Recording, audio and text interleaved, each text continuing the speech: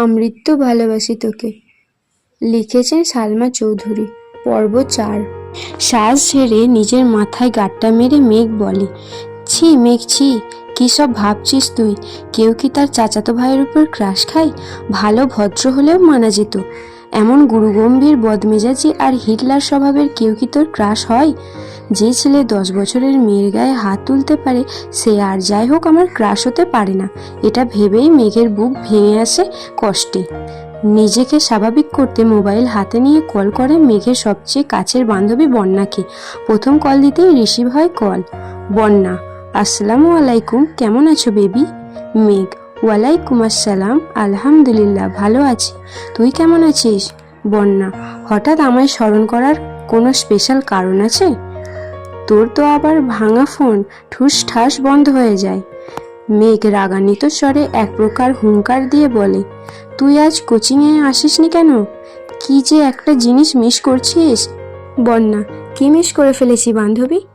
মেঘ, এখন বললে কি আর সেই ফিল পাবি নাকি তুই? আজব। বন্যা, আরে বেবি বলো তুমি, কাল শুক্রবার, কোচিং বন্ধ, আবার দেখা হবে রবিবারে, অতদিনে সহ্য হবে না, বলে ফেলো প্লিজ। মেঘ, আমার হাতে এখন আইফোন 13 প্রো ম্যাক্স। মেঘের কথা বন্যা এক বিন্দুও বিশ্বাস করেনি, হেসে উড়িয়ে দিয়ে বলছে, এখন বল, একটু পর বলবি 14 প্রো ম্যাক্স কিনতে যাচ্ছি। যাকে তার ভাই একটা আধা ভাঙা ফোন দিয়েছে ব্যবহারের জন্য, দিনে 10 বার বন্ধ হয়ে যায়, তার হাতে নাকি আইফোন। তুই কি ঘুম থেকে স্বপ্ন দেখে উঠলি নাকি? মেঘের উৎফুল্ল মেজাজ আচমকাই বিগড়ে গেল। অভিমানী স্বরে বলল, কাল আবির ভাই এসেছেন বিদেশ থেকে, উনিই নিয়ে এসেছেন আমার জন্য। বন্যা, তাই বল, না হয় তোর যে ভাই সে তোকে এই জীবনেও ফোন কিনে দিত না, তোর বাবা কিনে দিতে চাইলেও সে আছাড় মেরে ভেঙে ফেলতো। ওয়েট ওয়েট, এই আবির ভাইটা কে রে? যে তোকে ছোটবেলায় মেরেছিল সে? মেঘ মুখ কালো করে উত্তর দিল, হ্যাঁ আমার চাচাতো ভাই। বন্যা, তা তোর প্রতি এত মায়া হলো কিভাবে ওনার? মেঘ, জানি না, শুন তোকে কি বলি। বন্যা, হ্যাঁ বল। মেঘ, আসলে আজকে বিকেলে আবির ভাইয়াকে দেখে ছোটোখাটো একটা শক খেয়েছি। বন্যা, মানে? মেঘ, কি সুদর্শন চেহারা, দাঁড়ানোর স্টাইল, লুক আর অগোছালো চুল দেখে আমার মনটাই এলোমেলো হয়ে গেছে। আমি মনে হয় ওনার উপর ক্রাশ খেয়ে গেছি। মুখ ফুলিয়ে শ্বাস ছেড়ে একটু ধাতস্থ হয়ে গুরুগম্ভীর স্বরে বন্যা বলল, তোর মাথা ঠিক আছে মেঘ? তুই এত বছর যাবৎ বলেছিলিস এই মানুষটা তোর শৈশব নষ্ট করে দিয়েছে, আজ কৈশোরে পা দিতেই এই মানুষটার উপর ক্রাশ খেয়ে ফেলেছিস। মানুষ রং বদলায়, কারণে অকারণে বদলায়, কথাটা এতদিন শুনেছিলাম, কিন্তু আজ তোকে দেখে মনে হচ্ছে এই কথাটা 100% সত্যি। না হয় যাকে এত বছর শত্রু ভেবে এসেছিলিস, আজকে তার কথায় অবলীলায় বলে যাচ্ছিস। বা মেঘ বা। মেঘের নীরবতা বুঝতে পেরে বন্যা বলা শুরু করলো, এসব কোনো বিষয় না বেবি, হঠাৎ করে দেখেছিস তো তাই আহামরি সুদর্শন লেগেছে, বিষয়টা মাথা থেকে ঝেড়ে ফেলে দে, দেখবি সব ঠিক হয়ে গেছে। আমরা আমরা না দুজন দুজনকে কথা দিয়েছিলাম, একজন বিপদে গেলে আর একজন সামলাবো, ভুলে গেছিস? স্পষ্ট বোঝা গেল মেঘের বদলে যাওয়া অভিব্যক্তি। সহসা নিজেকে সামলে আচমকা প্রশ্ন করে বসলো, আমি কি দেখতে সুন্দর না? আমি কি কারোর ক্রাশ হওয়ার যোগ্য না? মেঘের আকস্মিক প্রশ্নে বন্যা কিছুটা হতভম্ব হলো, এরপর কয়েক মিনিট শুধু হেসেই গেল। স্বাভাবিক স্বরে বলল, অবশ্যই তুই সুন্দর, ক্রাশ হওয়ারও যোগ্য, কিন্তু তুই ছেলেদের ক্রাশ হতে পারবি কিনা সন্দেহ আছে। হতে পারিস রাস্তাঘাটের গাছপালার, রংচটা দেওয়ালের, গরু ছাগলেরও হতে পারিস। রাগে ফুঁসতে ফুঁসতে কল কেটে দিয়েছে মেঘ, আর ভাবছে আজকাল সান্ত্বনা নিতে চাইলেও মানুষ মজা নেয়। যদিও বন্যার হাসির কারণটা খুবই স্বাভাবিক, মেঘকে বরাবরই চোখে চোখে রেখেছেন তানভীর সহ বাড়ির সকলেই। 6 থেকে 10 পর্যন্ত পড়েছে গার্লস স্কুলে, তারপর গার্লস কলেজে। আহারে, জীবনে ধুধু মরুভূমির মতো কোথাও কেউ নেই। স্কুল কলেজের সামনেই বাসা গাড়ি থাকতো, বাসা টু স্কুল, স্কুল টু বাসা। কোনো ছেলে না দেখলে ক্রাশ খাবে কিভাবে? বোধশক্তি হওয়ার পর মেঘ মনে হয় 2-3টা বিয়ে খেয়েছে কাজিনদের, যাকে বলে নামের বিয়ে খাওয়া। তানভীরের ভয়ে বিয়ে বাড়ির এক কোণায় বসে থাকতো মেঘ। ভাইয়ের কড়া শাসন ছিল, ঘর থেকে বের হতে পারবি না, বরযাত্রী আসলে তো আরোই না, ঘরের ভিতরেই তার জন্য খাবার পাঠানো হতো। তানভীর নিজেই বোনকে খাওয়াতো ইচ্ছা মতো, তারপর বিয়ে শেষ হলে মা বোনকে নিয়ে চলে আসতো। গায়ে হলুদের নাচা, গান গাওয়া, এমনকি মেহেদি দিতেও পারতো না কখনো। এই কষ্টে এখন আর মেঘ কারোর বিয়েতেই যায় না। এতে তানভীর মনে হয় হাঁপ ছেড়ে বেঁচেছে। মেঘের এই সাদা কালো জীবনের কথা শুনে বন্যা কেন, পৃথিবীর সব মানুষই হাসবে, জীবনটা তার তেজপাতা হয়ে গেছে। মাঝে মাঝে ভাবে এই বাড়িতে জন্মানোটা কি তার খুবই দরকার ছিল।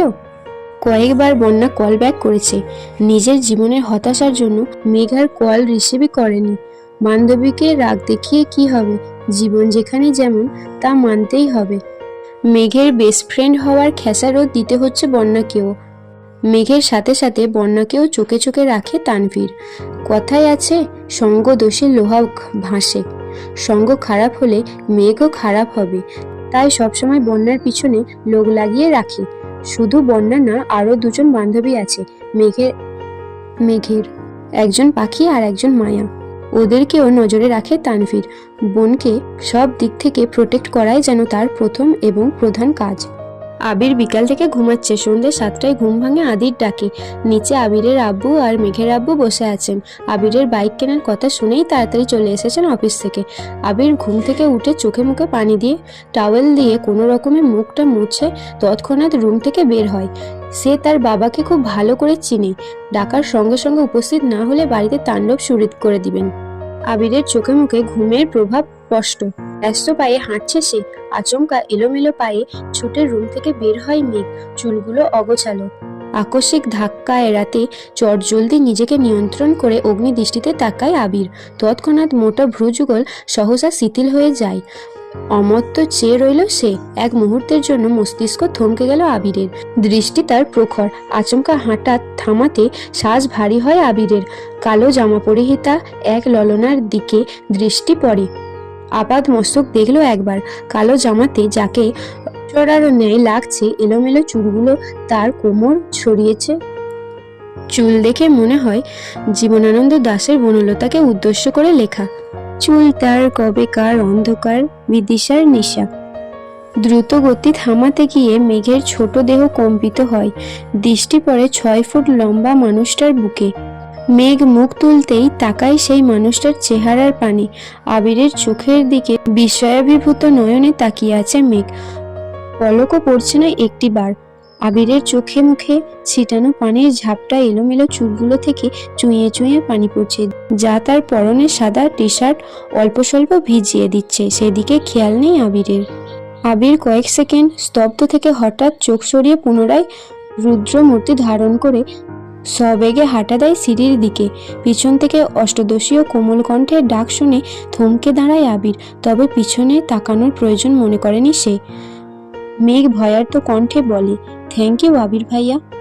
আবির শুনল কিনা জানে না, এক মুহূর্ত দাঁড়িয়ে যথারীতি ব্যস্ত ভঙ্গিতে নিচেই নেমে যায়।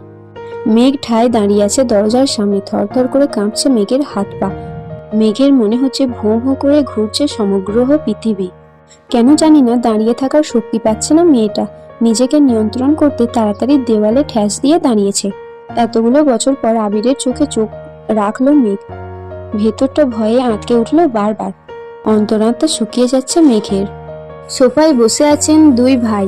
বাড়ির মহিলারা রান্নার কাজে ব্যস্ত থাকলেও নজর তাদের দিকে। কি হবে কে জানে। আলী আহমদ খান নিজের গাম্ভীর্যতা বজায় রেখে এক প্রকার হুঙ্কার দিয়ে প্রশ্ন করলেন, তুমি কি বাইক কিনছো? এ কথায় হুঁশ ফিরে অষ্টাদশীর। কিছুটা স্বাভাবিক পায়ে দুপা সামনে গিয়ে বারান্দার সাইডে দাঁড়িয়ে নিচে তাকায় মেঘ। নিচের সোফায় বসা আব্বু আর বড় আব্বু। তাদের থেকে কিছুটা দূরে দুহাত ভাঁজ করে শঠান হয়ে দাঁড়িয়ে আছে আবির। জি, ভাবলেশীন ভাবে উত্তর দেয় আবির। কিন্তু কেন? পুনরায় হুঙ্কার দেয় তার আব্বু। আমার বাইক কেনার ইচ্ছে ছিল তাই কিনেছি। তুমি জানো না এই বাড়িতে বাইক কেনা বা চালানো নিষেধ? এবার প্রশ্নটা চাচ্চু মোজাম্মেল খান করেছেন। হ্যাঁ জানি। 20-30 বছর আগে কি ঘটে গেছে তা নিয়ে আতঙ্কে থাকার কোনো মানে হয় না। যদি কপালে খারাপ কিছু লেখা থাকে তাহলে সেটা 7 সমুদ্র পাড়ি দিয়ে হলেও আসবেই। সেটা আমি ঘরে বসে থাকলেও হবে, আর গাড়িতে চলাচল করলেও হবে। তোমরা দু ভাই কি নিজের মর্জি মতো চলবে? আলী আহমদ খান রাগান্বিত স্বরে প্রশ্ন করলেন। বাইক কিনা যদি নিজের ইচ্ছা মতো চলা হয় তাহলে আমি দুঃখিত আব্বু, এই ব্যাপারে আমি নিজের মনের কথাই শুনবো। আমাদের নিজস্ব 3টা গাড়ি আছে। এত গাড়ি কেন কিনলাম? তোমাদের জন্যই তো, মোজাম্মেল খান কোমল স্বরে বললেন। গাড়িতে চলাচল আপনাদের ইচ্ছে, তাই আপনারা গাড়ি কিনেছেন। আমার গাড়িতে চলাচল করতে ভালো লাগে না, তাই আমি বাইক কিনেছি। এটা নিয়ে এত কথা বাড়ানোর কি আছে চাচ্চু? তোমাদের বাইক সম্পর্কিত জেরা শেষ হলে আমার তোমাদেরকে একটা গুরুত্বপূর্ণ কথা বলার আছে।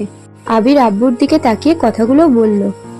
এতক্ষণ বাড়ির মহিলারা রান্নাঘরে থাকলেও এবার আর থাকতে পারলেন না। এক ছুটে সবাই ডাইনিং রুমে চলে এসেছেন। মেঘ তীক্ষ্ণ দৃষ্টিতে তাকিয়ে আছে আবিরের দিকে। এই বাড়িতে এত বছর কাউকে গলা উঁচু করে মুখের উপরে কথা বলতে শুনেনি সে। তানভীর ভাইয়া যত মেজাজ দেখিয়েছে সব মেঘের উপর। বড় আব্বু বা নিজের আব্বুর মুখের উপর কথা বলার সাহস হয়নি তার। আবির ভাই 2 দিন হলো এসেছে, আজই বাবার মুখের উপরে নিজের মর্জি শোনাচ্ছে। এখন মেঘের মনে হচ্ছে উনি হিটলারের থেকেও বড় মাপের কিছু। মনোযোগ দিয়ে বাকি কথা শোনার চেষ্টা করছে মেঘ। আবির, আব্বু, চাচ্চু, আমি অনেকদিন যাবৎ চিন্তা ভাবনা করেছি নিজের একটা কোম্পানি শুরু করার। তোমরা অনুমতি দিলে কাজ শুরু করব। মোজাম্মেল খান ও আলী আহমদ খান দুজনের মাথায় যেন আকাশ ভেঙে পড়েছে। এত বছর ছেলেকে বাহিরে রেখে পড়াশোনা করিয়েছেন, দেশে এসে নিজের ব্যবসার হাল ধরাবে। দেশে পা দিতেই নিজের কোম্পানি খোলার চিন্তা ভাবনা করছে ছেলে। মোজাম্মেল খান চিন্তিত কণ্ঠে বললেন, আমরা তো ভেবেছিলাম তুমি পারিবারিক ব্যবসাতে এগিয়ে নিয়ে যাবে। আবির কিছু বলার আগে আলী আহমদ খান বলে উঠলেন, ঠিক আছে, তুমি পড়াশোনা করে এসেছো, তোমার নিজস্ব মতামতের গুরুত্ব আমরা অবশ্যই দিব। তোমার নতুন কোম্পানি নিয়ে আমাদের কোনো আপত্তি নেই, তবে আমার একটা শর্ত আছে। তুমি আমাদের কোম্পানির সিইও হবে। আগামীকাল শুক্রবার, অফিস ছুটি, তাই তুমি শনিবারে অফিসে চলে যাবে। তোমাকে অফিসিয়ালি সিইও পদে দেওয়া হবে। তারপর তুমি আমাদের অফিস সামলে যদি নতুন কোম্পানি শুরু করে প্রতিষ্ঠিত হতে পারো, তাতে আমাদের কোনো আপত্তি নেই। বেস্ট অফ লাক মাই বয়। আবির যেন আগে থেকেই জানতো এরকম কিছু হবে, তাই তার মধ্যে কোনো পরিবর্তন দেখা গেল না। আবিরের আব্বু কয়েক কদম এগিয়ে আবার দাঁড়িয়ে আবিরের দিকে তাকিয়ে রুদ্ধ কণ্ঠে বললেন, আমরা কোম্পানি সামলানোর জন্য সারা জীবন থাকবো না, তোমাদেরকেই দায়িত্ব নিতে হবে। তুমি না পারলে তোমার প্রাণপ্রিয় ভাই তানভীরকে বলে দিও রাজনীতি ছেড়ে ব্যবসার আসতে, তারপরে তুমি তোমার মতো নিজের কোম্পানি খুলতে থাকো। আবির চোয়াল শক্ত করে বাবার দিকে তাকিয়ে বলে উঠল, তানভীর রাজনীতিই করবে, ওর মাথায় ব্যবসা ঢুকানোর কোনো দরকার নেই। শনিবারেই অফিসে চলে আসবো আমি একাই সব দিক সামলাতে পারবো। তোমরা দয়া করে তানভীরকে মুক্তি দাও, নিজের মতো করে রাজনীতিটা করতে দাও ওকে। তোমাদের শর্ত যেমন আমি মেনে নিয়েছি, তোমাদেরকেও আমার একটা শর্ত মানতে হবে, সেটা হলো আমি আমার মন মতো কাজ করব। আমার যখন যেখানে প্রয়োজন হবে নিজের কাজ গুটিয়ে আমি চলে যাব, তখন আমাকে কোনো প্রকার বাধা দিতে পারবে না কেউ। দরকার হলে 2 অফিসের কাজ শেষ করে আমি রাত 12টায় বা 2টোয় বাসায় ফিরবো, এমনকি নাও ফিরতে পারি, এতে তোমাদের যেন মাথা ব্যথা না হয়। একদমে কথাগুলো বলে কোনো দিকে না তাকিয়ে দ্রুত পায়ে বাসা থেকে বের হয়ে যায় আবির। আলী আহমদ খান কয়েক মুহূর্ত দাঁড়িয়ে কোনো কথা না বলে রুমের দিকে হাঁটা দেন। পিন পতন নীরবতা বাড়িতে। সোফায় বসে আছেন মোজাম্মেল খান, কাছেই 3 জা, একজন আরেকজনের দিকে তাকাচ্ছে বারবার। এদের আবিরের প্রতি পূর্ণ বিশ্বাস আছে, কিন্তু সমস্যা হচ্ছে বাহিরের দুনিয়া সামলাতে গিয়ে নিজের প্রতি না যত্নহীন হয়ে পড়ে ছেলেটা, এটাই তাদের চিন্তার বিষয়। নিচেই উপস্থিত মানুষগুলোর মধ্যে চিন্তার ছাপ দেখা গেলেও উপরে দাঁড়িয়ে এক প্রকার বিনোদন উপভোগ করছিল মেঘ। যেই বড় আব্বুর কথার উপর কোনো কথা চলে না, আজ ওনার সাথে টক্কর দেওয়ার মানুষ এসেছে। বাবা ছেলে কি শর্তটাই না দিচ্ছে, যেমন বাবা তেমন ছেলে। এসব ভেবেই হাসি পাচ্ছে মেঘের। হঠাৎ করে হাসিটা গায়েব হয়ে মুখটা ভারী হয়ে গেল মেয়েটার, আর ফিসফিসিয়ে বলতে শুরু করলো, নিজে তো হিটলার, সাথে আমার ভাইটাকেও বড় গুন্ডা বানাতে কি সুন্দর উৎসাহ দিচ্ছে। এত বছর ভাইয়ের জ্বালায় জীবন তেজপাতা, এখন আবার আরেকজন আবির্ভাব হলো। এত বছর ভাইয়ের জ্বালায় জীবন তেজপাতা, এখন আবার আরেকজনের আবির্ভাব হলো। কপালটাই খারাপ আমার। এখন নিচে যাওয়ার পরিস্থিতি নেই, তাই বিড়বিড় করতে করতে রুমে ঢুকতে যাবে, হঠাৎ চোখ পড়ে আবির ভাইয়ের রুমের দিকে। এক রাশ হতাশা নিয়ে রুমে ঢুকে যায় মেঘ। বাবা মাকে ছেড়ে আলাদা রুমে থাকলে খুব স্বাধীনতা পাবে ভেবে নিচতলা থেকে উপরতলায় চলে এসেছিল মেঘ। আবির ভাই বিদেশে যাওয়াতে কোনো চিন্তাই ছিল না, কিন্তু মেঘ আসার 15 দিনের মাথায় তানভীর ও মেঘের পাশের রুমে চলে আসে জিনিসপত্র নিয়ে। সিঁড়ি দিয়ে সোজা উঠতেই তানভীরের রুম। বোনকে পাহারা দিতেই মূলত এই রুমে আসা। তানভীর যতক্ষণ রুমে থাকে ততক্ষণ নিজের রুমের দরজাটা খুলে রাখে। মেঘ সিঁড়ি দিয়ে দৌড়ে উঠতে গেলেও ভাইয়ের কথা ভেবে আস্তে ধীরে উঠানামা করে। বর্তমানে মেঘের অবস্থা নাজেহাল, কারণ তার একপাশে আবির ভাইয়া আর একপাশে তানভীর ভাইয়ার রুম। তানভীর ভাইয়ের পরের রুমটা মিমের জন্য ঠিকঠাক করা হচ্ছে। কিছুদিন পর থেকে মিমও উপরে থাকবে, কিন্তু তাতে কি, ভাইয়ের ঘর ডিঙিয়ে মিমের রুম পর্যন্ত যেতে পারবে কিনা সন্দেহ আছে। রাত 10টার উপরে বাজে। সবাই খাওয়া দাওয়া শেষ করে যে যার রুমে চলে গেছে। আবির এখনো বাড়ি ফেরেনি। মাহিলা খান সোফায় বসে অপেক্ষা করছেন ছেলের জন্য। 10টা 15-র পর বাড়িতে ঢুকলেন আবির আর তানভীর। মাকে বসে থাকতে দেখে কিছুটা রাগান্বিত হলো ছেলে। আম্মু, তুমি আমার জন্য এভাবে রাত জেগে বসে থেকো না প্লিজ, আমি নিজের মতো করে খেয়ে নিব। তোর বউ আসলে আমি আর অপেক্ষা করব না তোর জন্য, সহসা উত্তর দিলেন মাহিলা খান। বড় আম্মুর কথা শুনে সশব্দে হেসে উঠলেন তানভীর। আবির ঘাড় ঘুরিয়ে তাকায় তানভীরের দিকে। সঙ্গে সঙ্গে তানভীর হাসি থামিয়ে ফেলে নিঃশব্দে হাসছে সে।